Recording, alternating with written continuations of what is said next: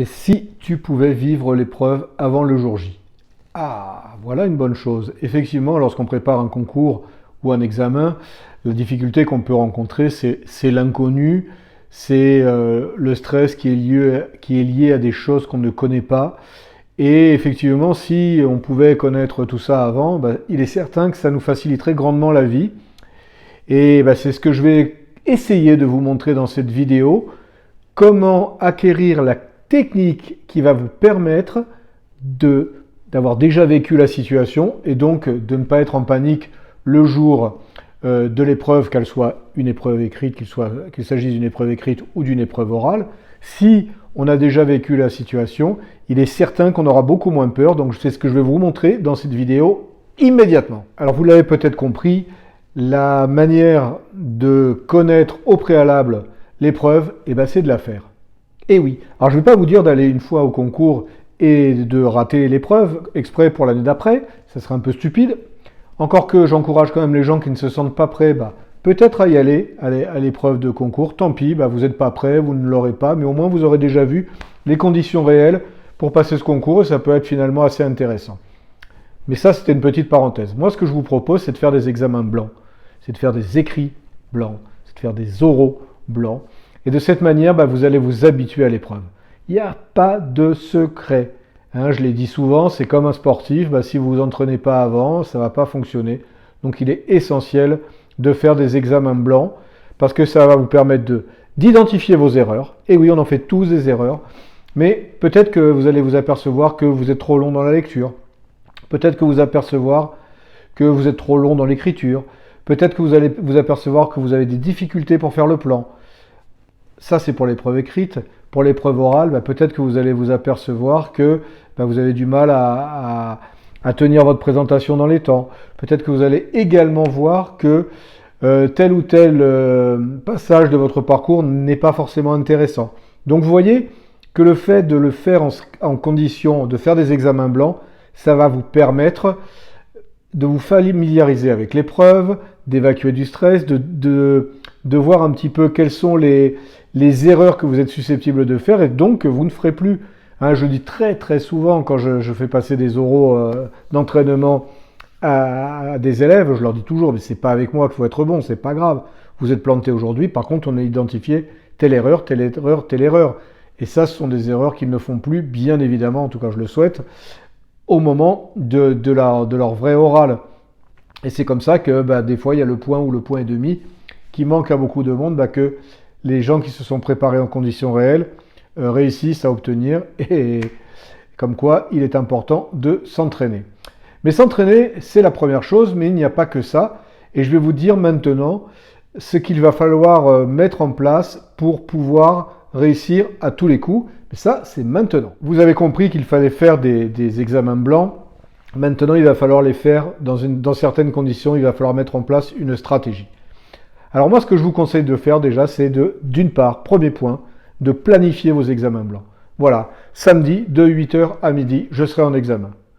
Donc ça, votre famille est prévenue, votre conjoint, vos enfants, je ne sais quoi. Je ne suis pas disponible de 8h à midi, je suis en examen, donc ne comptez pas sur moi. Donc on planifie, c'est très important. Deuxième point, essentiel, je l'ai déjà dit pour celles et ceux qui sont abonnés à la chaîne, vous le savez très bien. Ceux qui ne le sont pas, faites-le, c'est l'occasion. Et ceux qui le sont, vous levez le petit pouce quand vous êtes habitués, c'est très important. Donc, deuxième point, après cette auto-promo, on le fait en conditions réelles.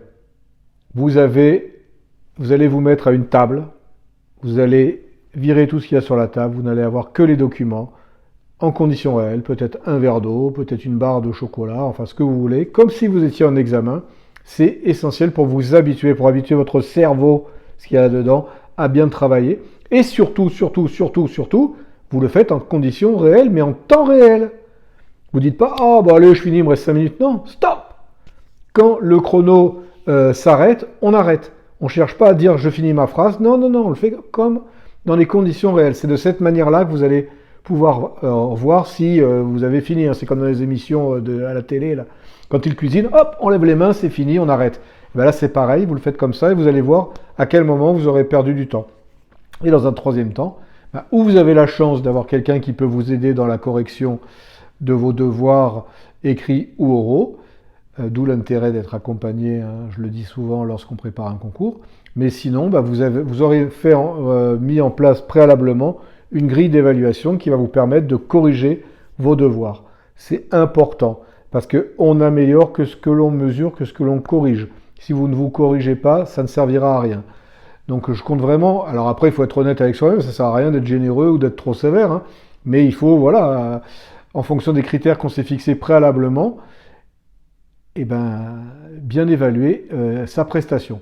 Et ça, moi j'ai eu beaucoup d'élèves qui ont été en difficulté au début de la préparation, mais ça vous le faites 2 fois, 3 fois, 4 fois, 5 fois, 10 fois si vous avez la possibilité, en conditions réelles, des vrais devoirs avec des corrigés, avec vous prenez des annales, ça se trouve assez facilement sur Google ou grâce à l'intelligence artificielle. Maintenant, vous demandez ça à Gemini ou à ChatGPT, ils vont vous sortir ça très bien. Donc n'hésitez pas, et plus vous le ferez, plus ça vous sera familier. C'est comme tout dans la vie, plus on s'entraîne, meilleur on est. C'est comme le sport, votre concours, je l'ai déjà dit.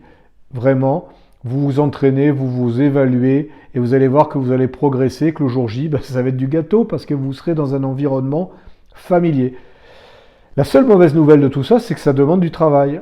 Et oui, il va falloir bosser pas mal, mais le jeu en vaut la chandelle. Si vous voulez réussir votre concours, il va falloir vraiment bien le travailler. Donc en conclusion, je récapitule. On fait de l'entraînement en conditions réelles, dans un environnement géographique réel, régulièrement. Plus on le fait, plus ça fonctionnera. Et puis voilà, la balle est dans votre camp maintenant. En faisant ça, vous aurez votre concours forcément. Il n'y a aucun problème là-dessus. Pour conclure, juste, si cette vidéo vous a plu, pensez à la liker, partagez-la également. Ça peut beaucoup m'aider. Et puis, en attendant, je vous dis à très bientôt pour d'autres aventures. Allez, à bientôt, au revoir.